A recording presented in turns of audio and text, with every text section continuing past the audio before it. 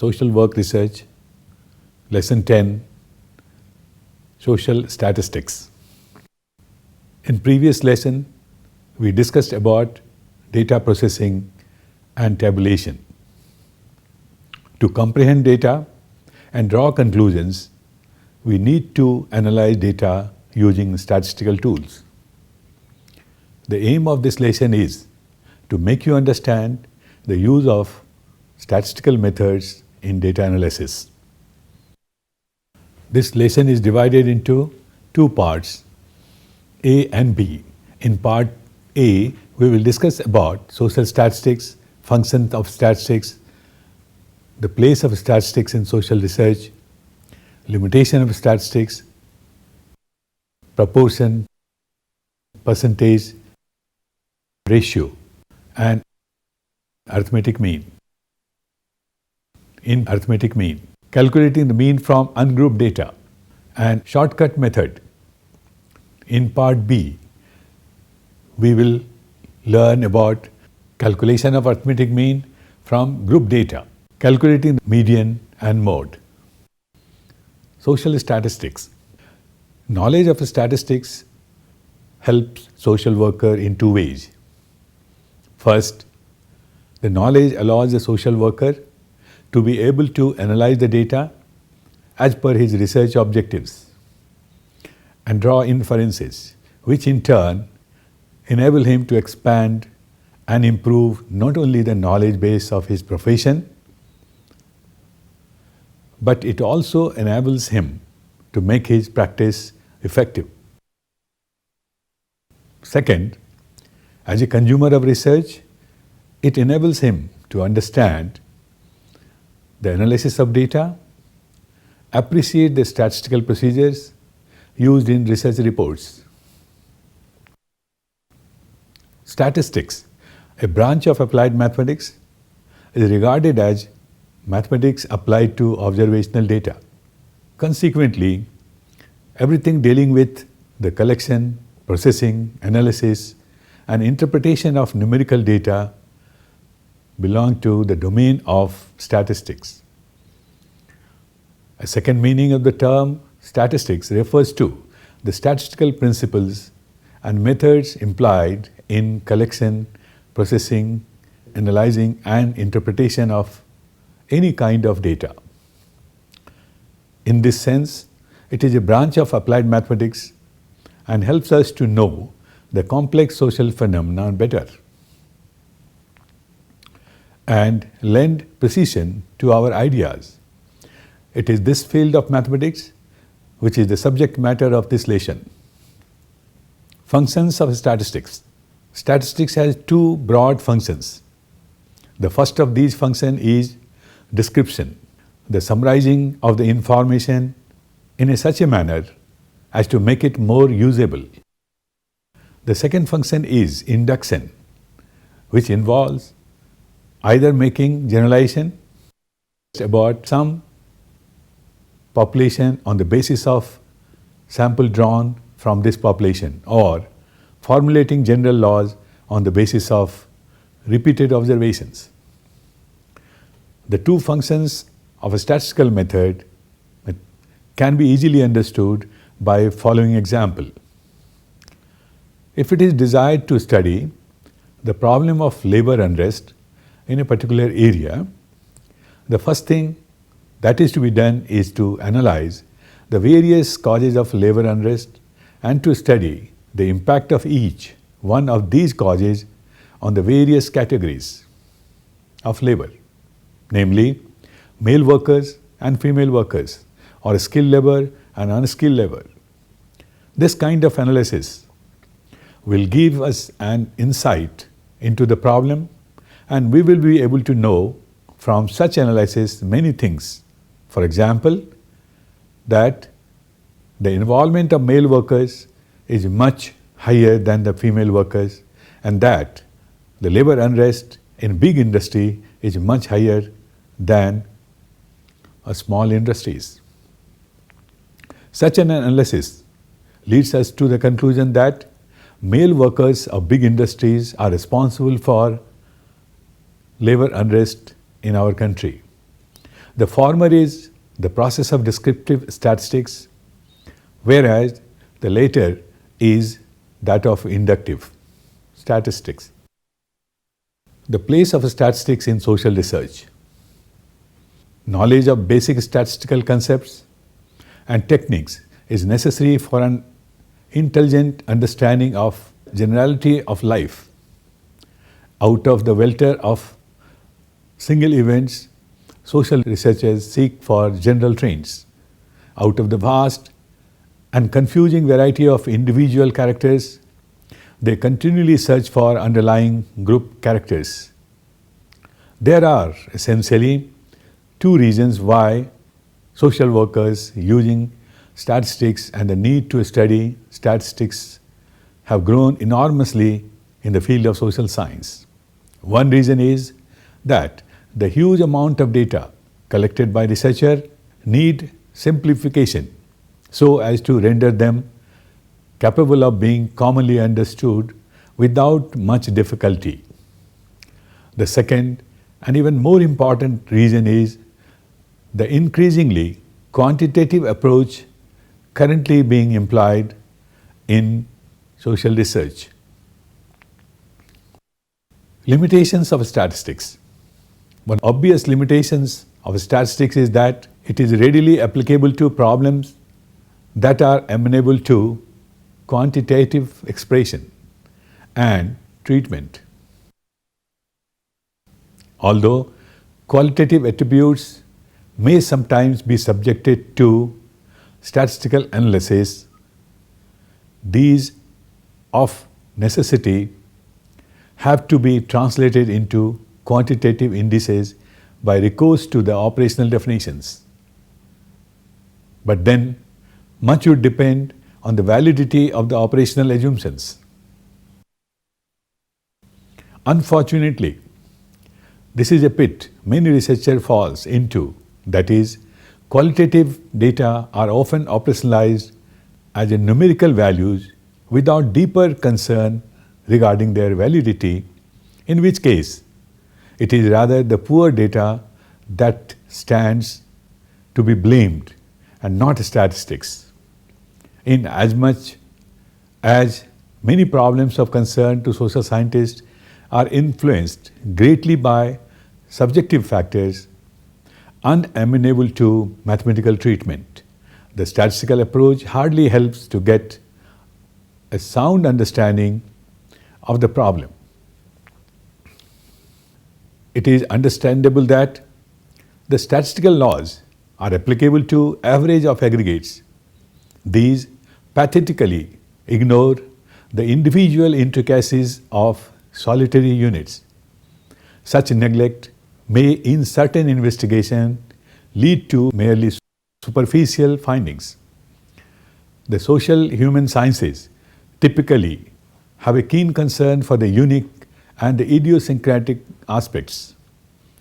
Additionally, there is a likelihood that statistics may be misused, so much so that the researcher may be in a position to twist them to suit his found conclusions or hypotheses. This is also equally applicable to the very sensitive tool that the statistical methods are. They are liable to be misused easily. This is where great caution needs to be exercised in using them. As we shall have an occasion to see later, the validity of certain statistical methods depends on the nature of data, the levels of measurement, the knowledge of the pertinent aspects, and lastly, the assumptions made vis-a-vis the sample from which the data are collected. What is most important for us as a potential user of statistical methods, therefore, is to bear in mind that statistics has powerful muscles that can only serve and not direct. Much would depend on the use we want to put it to and whether the situation justifies it. What is given out by statistical computation may not be the final truth, since It is basically on approximation of typicality and by nature probabilistic. It is left largely to our interpretive skills to bring out the message of truth underlining the statistical inferences and propositions. Proportions, percentages and ratios. In order to make the data easily understandable and fit for analysis and interpretation, the size of the data is considerably reduced and a large number of figures are condensed. But even after these basic arithmetic operations, data might be fairly large and unwieldy, and it may not be easy to draw inferences. However, this difficulty is removed by measures like proportion, percentages and ratios. Proportions. The proportion of cases in any given category are defined as the number in the category divided by the total number of cases. In calculation of proportion, it is presumed that the method of classification has been such that categories are mutually exhaustive and exclusive. That is, any given individual has been placed in one and only one category. To illustrate, let us take a nominal scale consisting of 4 categories with N1, N2, N3 and N4 cases respectively. Let the total number of cases be N. Therefore, proportion of individuals in the first, second, third and fourth categories are N1 divided by N, N2 divided by N, N3 divided by N and N4 divided by N respectively. The illustration will clarify the points. Number of boys and girls in various courses of social work. First column says about the serial numbers. Second tells about details of course. Third column is for boys and fourth is for girls. Certificate course in social work, there are 75 boys and 60 girls. Bachelor in social work course, 160 boys, 110 girls. Master in social work, 82 boys and 56 girls. Total number of boys 317 and total number of girls is 226. The proportion of CSW students among boys is 75 divided by 317 or 0.236. The comparable figure for girls is 60 divided by 226 or 0.265. Other proportion can be computed in a similar fashion and results summarized in tabular form in table 2. Proportion of boys and girls in various courses. In the table we can see that CSW students, boys proportion is 0.236, girls proportion is 0.265. In BSW course, the boys proportion is 0.505 and girls proportion is 0.487. In MSW course, boys proportion is 0.259 and girls proportion is 0.248. The total 100 boys, the proportion total is 1. The value of a proportion cannot be greater than 1. Thus, if we add the proportions of cases in all categories, the result is 1. This is an important property of proportions. Percentage. The word percent means per 100. Hence, percentages can be obtained from proportion by simply multiplying by 100. In other words, percentage is the rate per 100. The figures in table 3 could just as well be expressed in terms of percentage as follows. Table 3. Number, proportion and percentage of boys and girls in various courses of social work.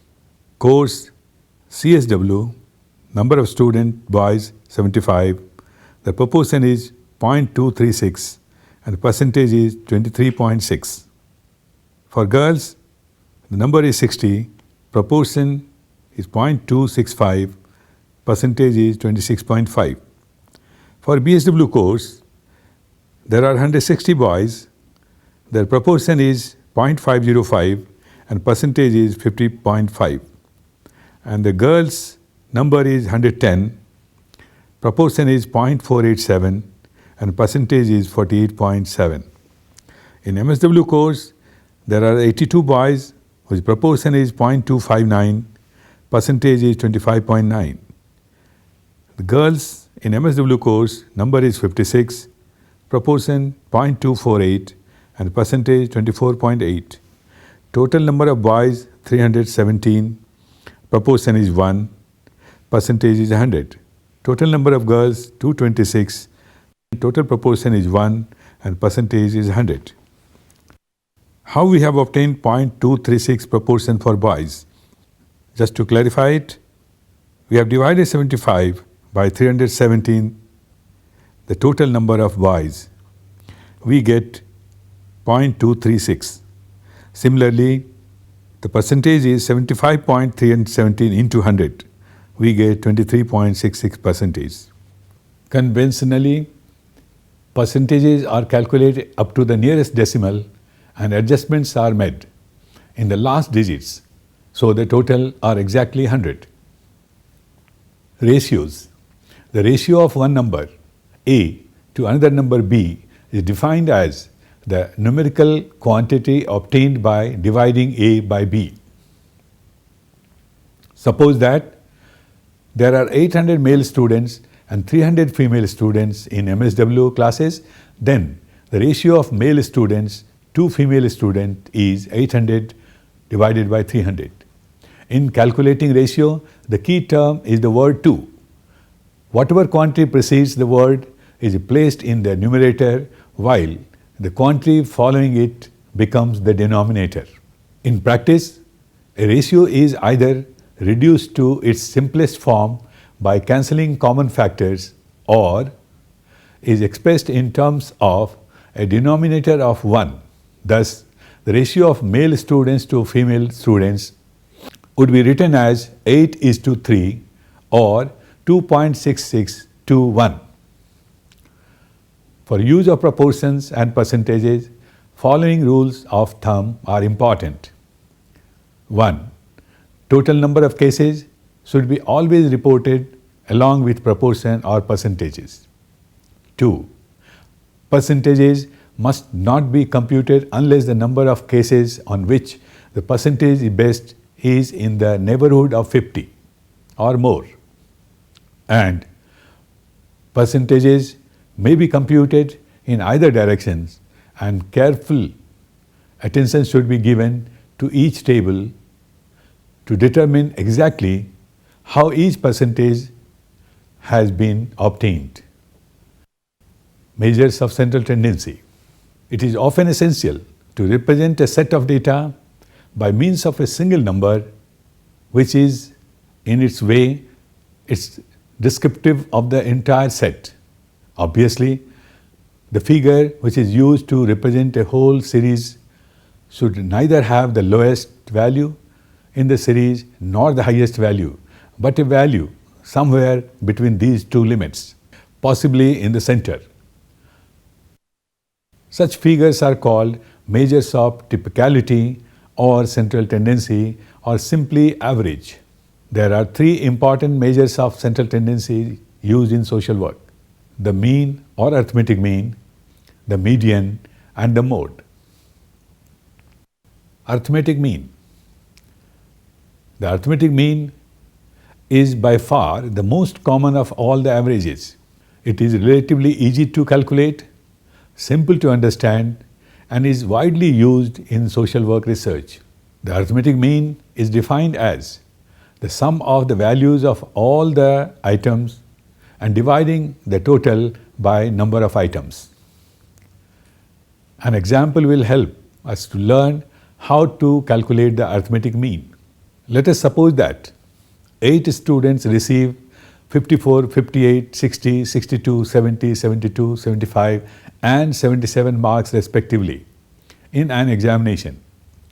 The mean of marks will be mean equals to 54 plus 58 plus 60 plus 62 plus 70 plus 72 plus 75 plus 77 divided by 8 equals to 528 divided by 8 equals to 66.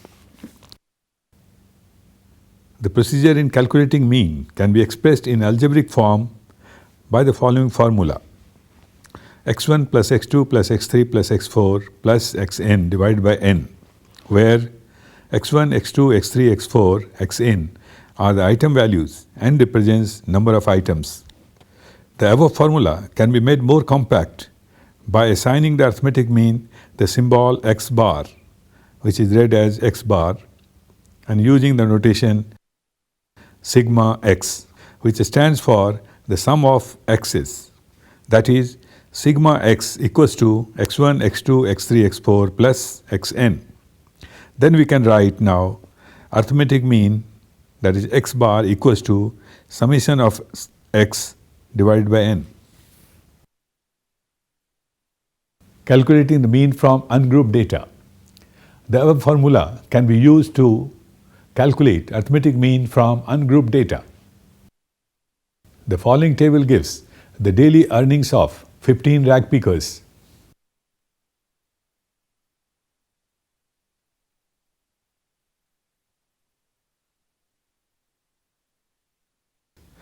The first column depicts the serial number of rag pickers. We have 15 rag pickers in the problem. Second column gives just the names of the rag pickers, and the third column, their daily earnings has been depicted. The total number of rag pickers n equals to 15, and summation of x, that is the total earning, is 258. Solution: if daily earnings of rag picker is represented by x, then sigma x is equals to 258. We have x bar equals to sigma x divided by n equals to 258 divided by 15 equals to 17.2. Hence, mean daily earnings equals to 17.2 or rupees 17.20. Shortcut method. This method is based on an important property of the mean, that is, the algebraic sum of the deviations of the various item values from their mean is always equals to 0. Conversely, sum of the deviations of the various item values from some arbitrary value other than the arithmetic mean will not be equal to 0. This property can be illustrated from the following example. The procedure of getting arithmetic mean has been presented in this table. The first column shows serial numbers of the items. The total number of items is 5. The values are 6, 7, 9, 11, 12. X bar or mean is calculated by sum total of the values of x divided by number of x items, that is 45 by 5 equals to 9. Deviation from x bar is now 9. Now we calculate the deviations of each value from this value 9. That is, you can see 6 minus 9 equals to minus 3. 7 minus 9 equals to minus 2. 9 minus 9 equals to 0. 11 minus 9 equals to 2. 12 minus 9 equals to 3. Or summation of the deviation is 0.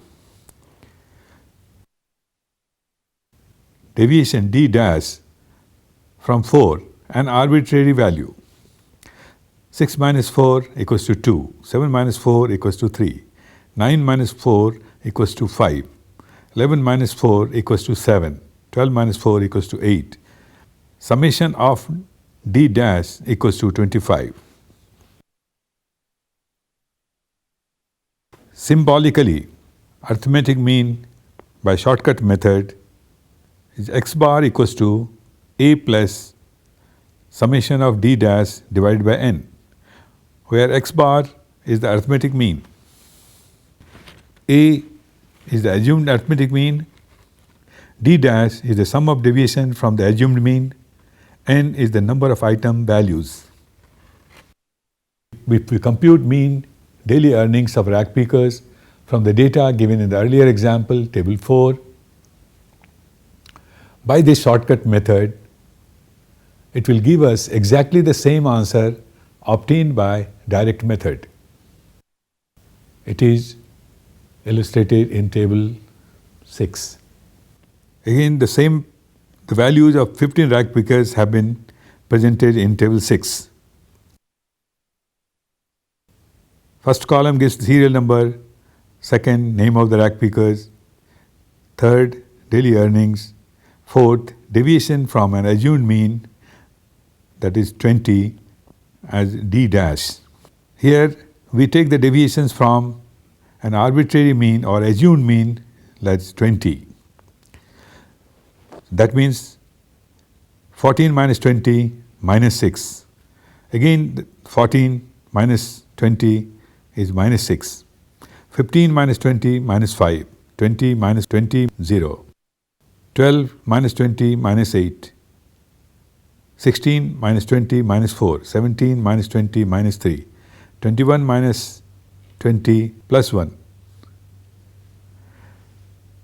22 minus 20 plus 2. 18 minus 20 minus 2. 20 minus 20 0. 13 minus 20 minus 7.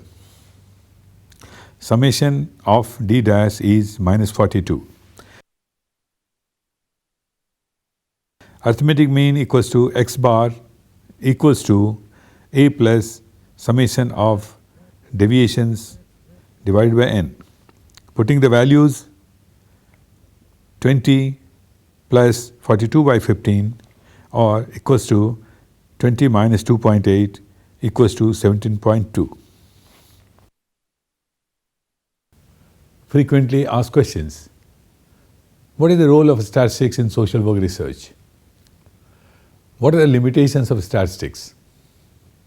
References: Alhans, D.N., 1984, Fundamentals of Statistics, Allahabad Kitab Mahal. Garrett, H.E., 1966, Statistic in Physical and Education, Bombay, Wakils. Gupta, S.P., 1980, Statistical Methods, New Delhi, S. Chand. Krisef, C., 1987, Fundamental Statistics for Human Services and Social Work, Boston, Duxbury Press. Laldas, D.K., 2000, Practice of Social Research, A Social Work Perspective, Jaipur, Rawat Publications. Philip A. and others, 1975, Social Work Research and Analysis of Social Data, Oxford, Paragon Press.